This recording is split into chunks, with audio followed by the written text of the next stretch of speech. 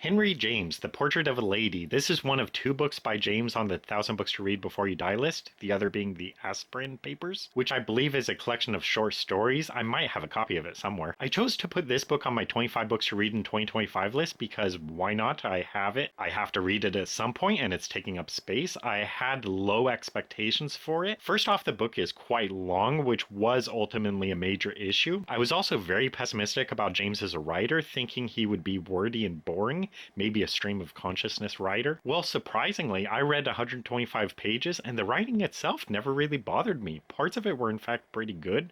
Parts of the storytelling, characterization, and dialogue were pretty good, and he wrote this over 140 years ago, so especially for the time, he's not that dull of a writer. I know he's written a lot of short stories, which the bookstore owner said is a good way of dipping your toes into James's writing. Though I'm not a fan of short stories, this is a writer that I think probably does better with short stories than he does with novels. The book is 550 pages with small font. To be a 5-star book, it would probably have to be closer to 240 pages with moderate size font. Beyond the length, the biggest problem for me was I did not like the protagonist, the main lady of the book. James writes her like she's this really compelling person, and I didn't see much of anything interesting or likable about her, nothing about her that is charming or intelligent. But everyone in the book, the narrator, and this girl herself acts like she is the most captivating person in the world. I absolutely did not see it, so I did not want to read through this 550-page slog of a book